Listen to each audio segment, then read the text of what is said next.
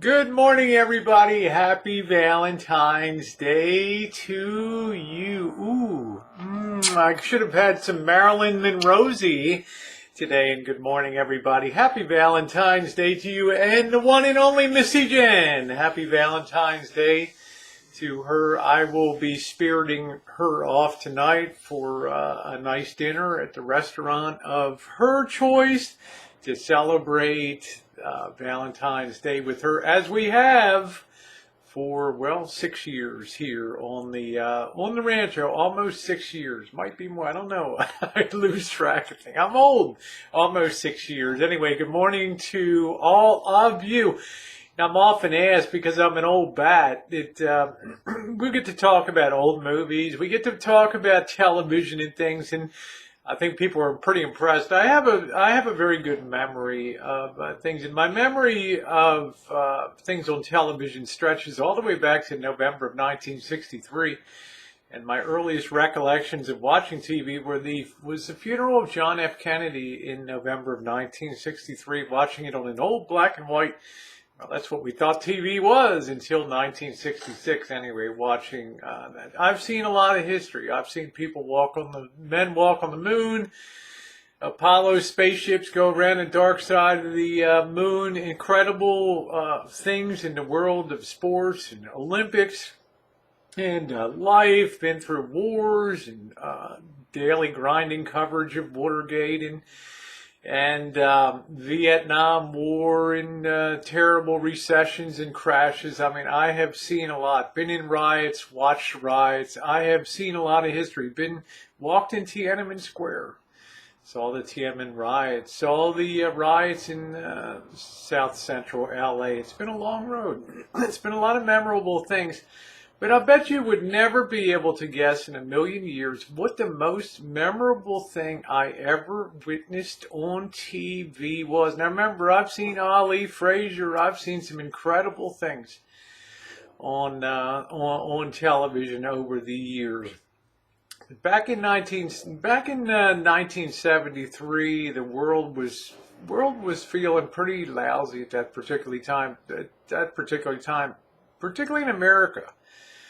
The war in Vietnam was dragging on almost without end, and you had the whole Watergate scandal was really ramping up to its final conclusion, and the country was not in a position to feel very good about itself. I can guarantee you that. And then along came a June day in 1973 at Belmont Racetrack in New York. And out stepped a horse named Secretariat, who had already won the first leg of the Triple Crown in Kentucky, the second leg in Maryland, and now was going to attempt to be a Triple Crown winner by winning the Belmont Stakes.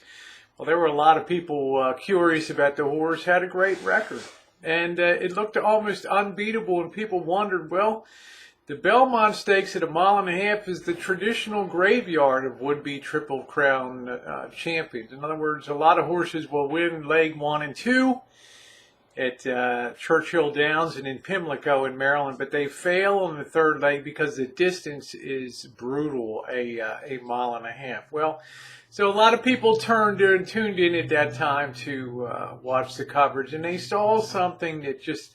It lifted the spirits of America and astounded people. It was one of the most record-shattering performances of any living thing I've ever seen in my life when that racehorse went out. And by the time they got into the home turn for home, that horse had literally destroyed a field of incredible thoroughbreds and won, I think, by the biggest margin in history and set a track record that may still stand today. I'm not sure, but it just blew people's away. The horse went on to make the cover of Time magazine, and I remember it was all that people were talking about for weeks after that.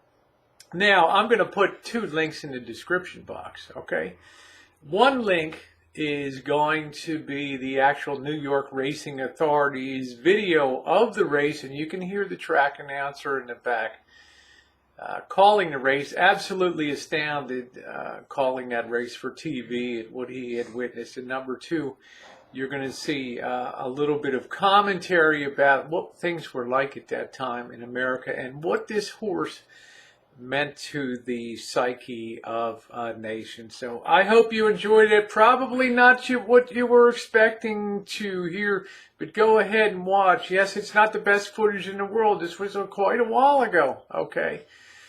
But it's still 47 years ago. It's still as exciting to me today as it was back in 1973. It was a mind-blowing experience.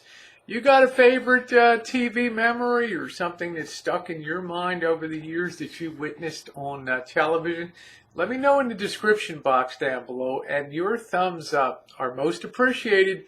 And happy Valentine's Day to all of you. Mwah.